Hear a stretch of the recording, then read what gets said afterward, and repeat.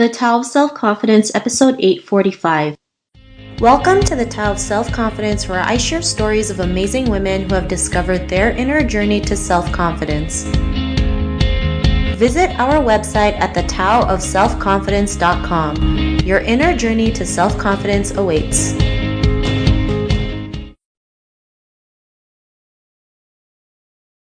Well, hello, friend. Welcome to the Tao of Self-Confidence, where I share stories of amazing women who have discovered their inner journey to self-confidence. I'm your host today, Sheena Yap Chan, and today I have a phenomenal lady on the show today. She is the founder of Subtle Asian Baking, and I'm really excited to have her on today to share her story and tips on self-confidence. So without further ado, I'm going to introduce you to Kat Lieu.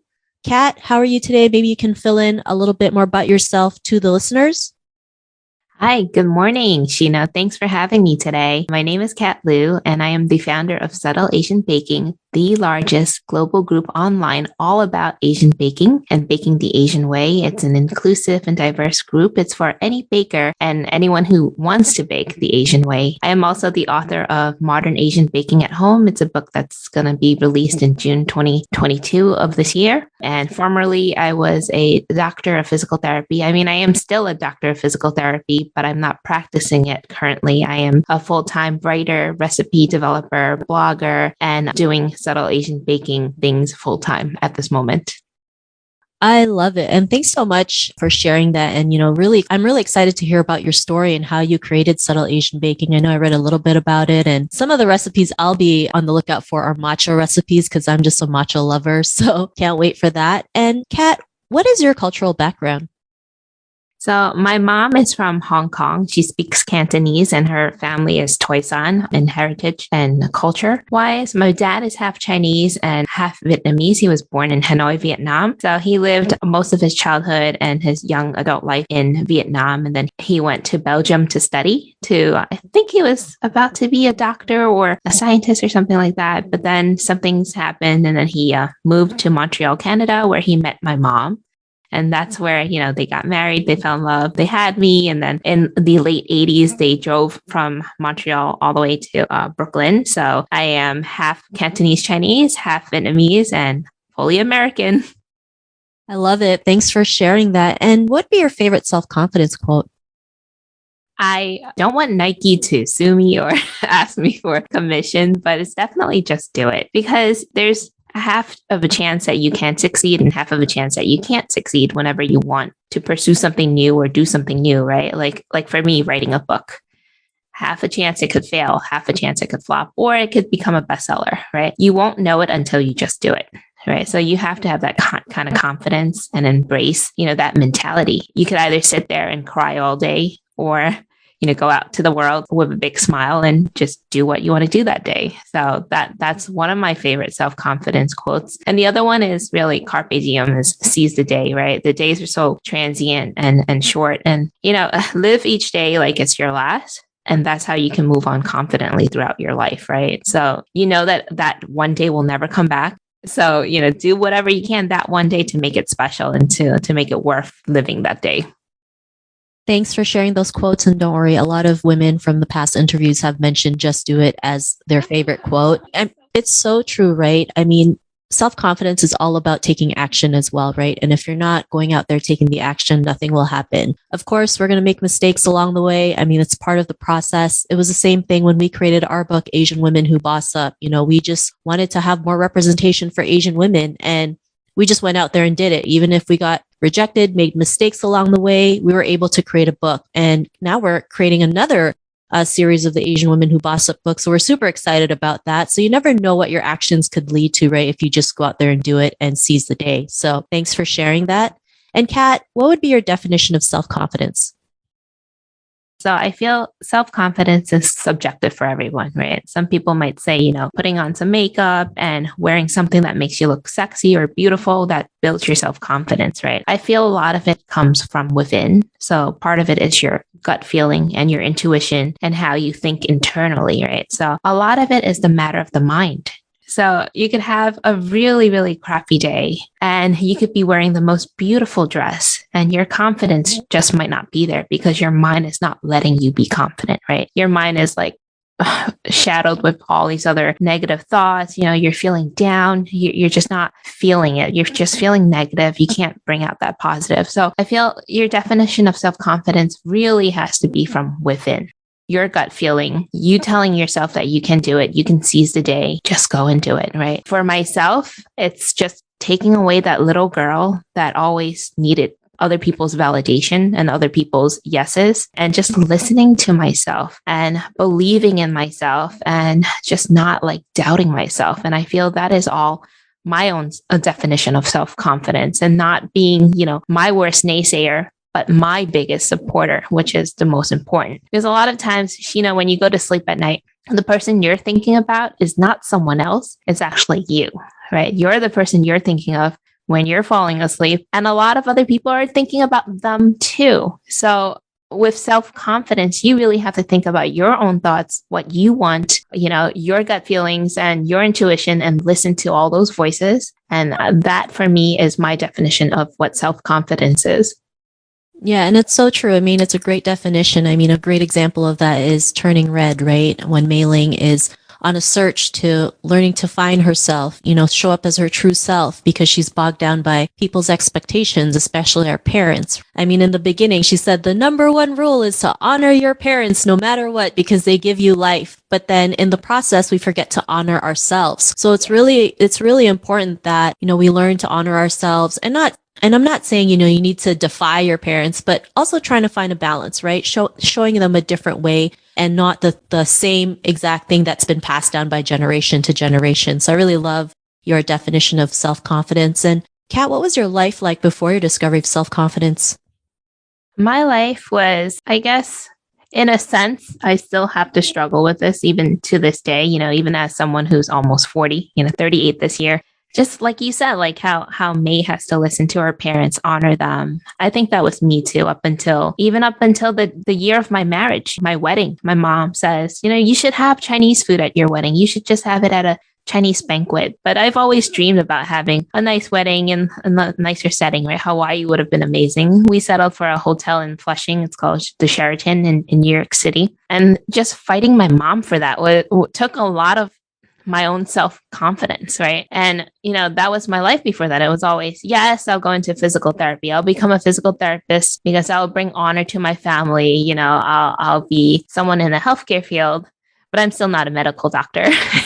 But at least it appeases my parents, especially my mom. That was my life before the discovery of my self-confidence, also like with choosing a boyfriend, who I was supposed to date, things like that. If I didn't fight back, I don't think I would be married to my husband today, because she preferred this other guy that I was seeing. But again, it comes back to, trusting your gut, learning from your mistakes. I think before my discovery of self-confidence, I made a lot of mistakes, as a physical therapist student, as a new physical therapist too. I looked up to a lot of mentors, people who have expertise, the nurses, the doctors, and I listened to them.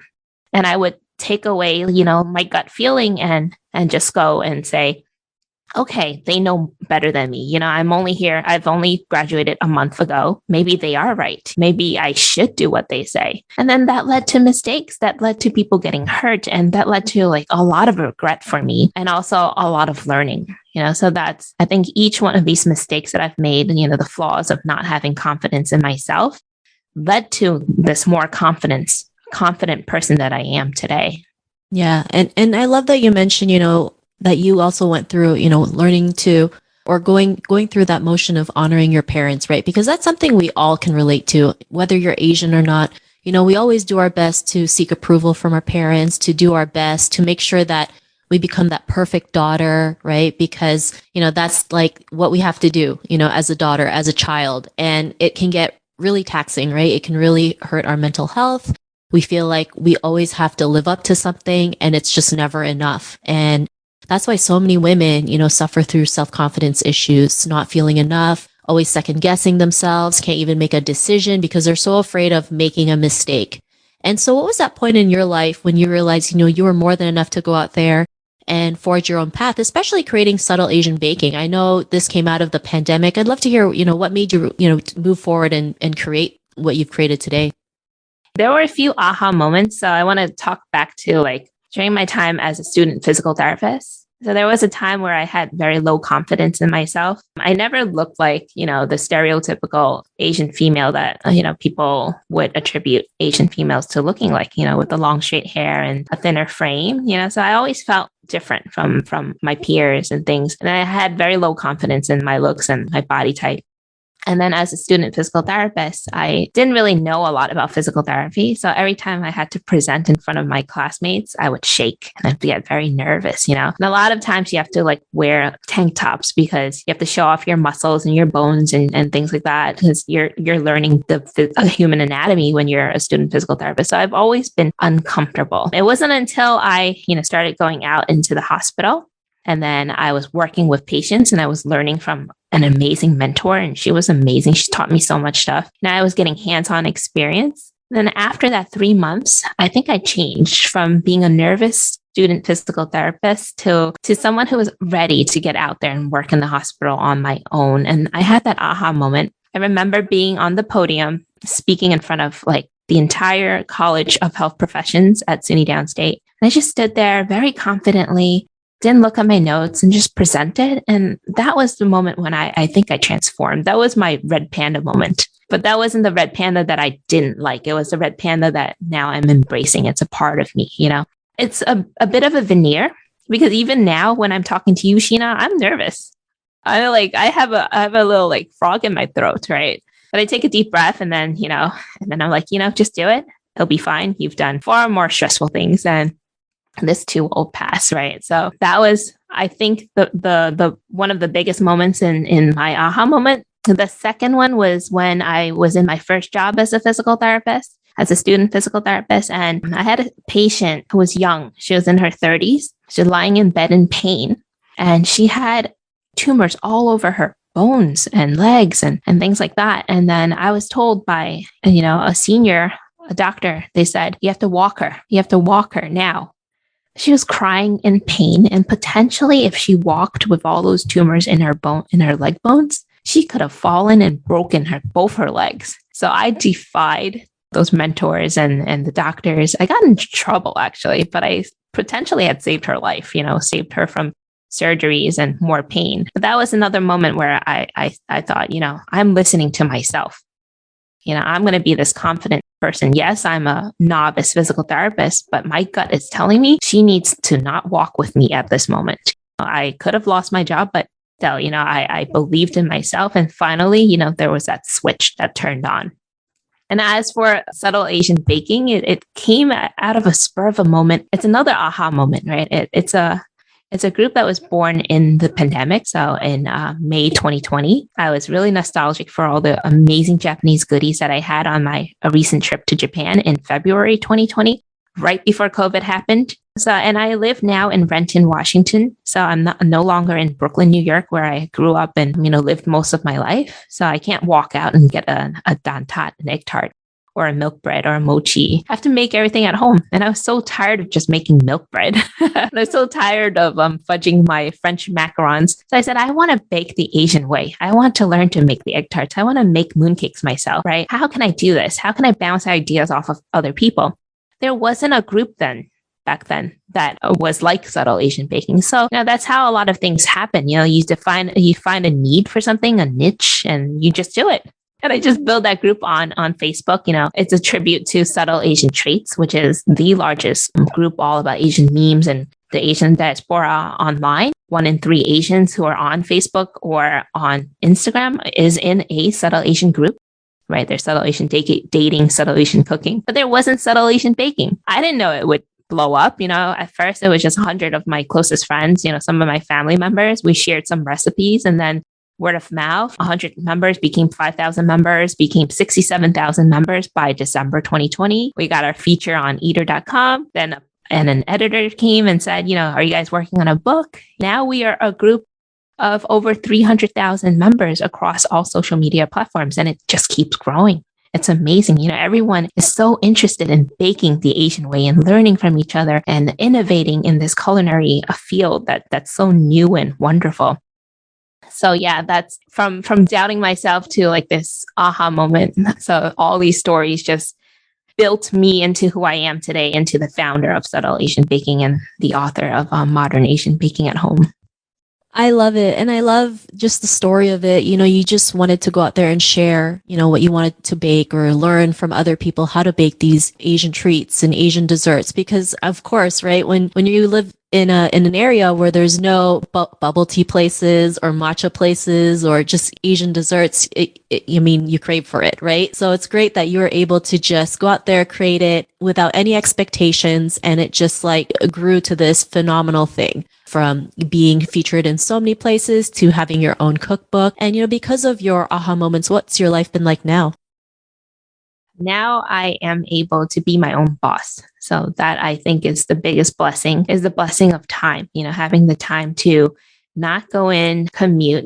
Back when I was living in New York, I would wake up at 5:30 in the morning, drop off my son, take the subway for at least an hour and a half, get to work by 9 a.m., leave by 5 p.m., and then come home by 7, and then eat dinner, and then have no night to myself. And that was my Monday through Friday, 9 to 5, and then I always wondered, what else can I do? What more purpose can I have? I can't just be living paycheck to paycheck, paying for a mortgage. And I understand that's the struggle of many, many people, and not many people can get to the point that I am now, almost 40, being my own girl boss, having a husband who could actually support the living right now, because we still have a mortgage right now, and someone has to pay for it. Subtle Asian Baking is sort of like startup, right? So it's a startup that's not very profitable at the moment, but it's the time that I'm putting in, it's my own money that I'm putting in, that it's going to become something big. It is becoming something big, and eventually it will become sustainable and profitable. And then I could hire interns and,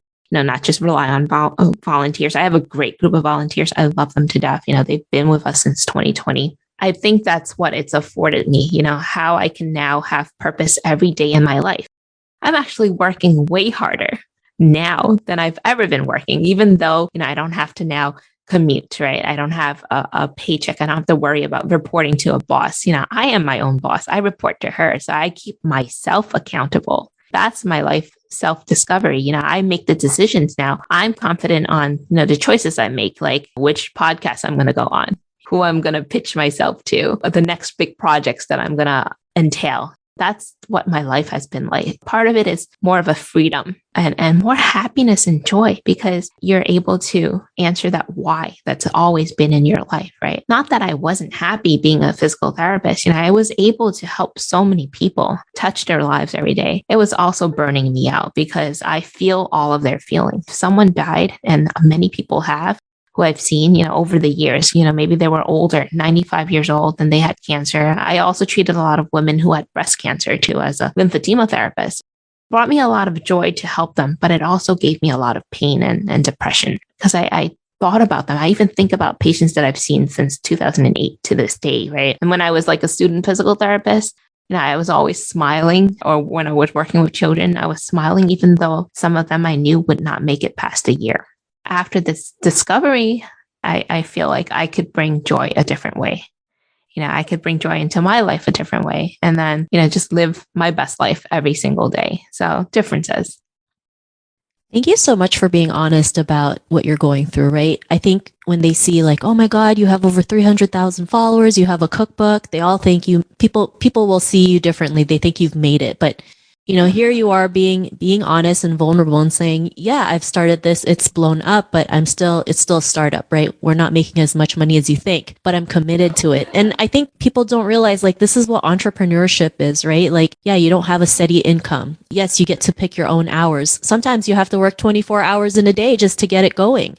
And I wish people shared more, what the honesty of it, instead of seeing what's on Instagram, on Facebook, right? Because the more they can realize, okay, sometimes this is part of the process, and if we can push through it, then it's for us. I really love that you mentioned that. And, to the woman who's listening to your episode, she may be in her own journey to self-confidence. What would be that self-confidence tip you would give to them?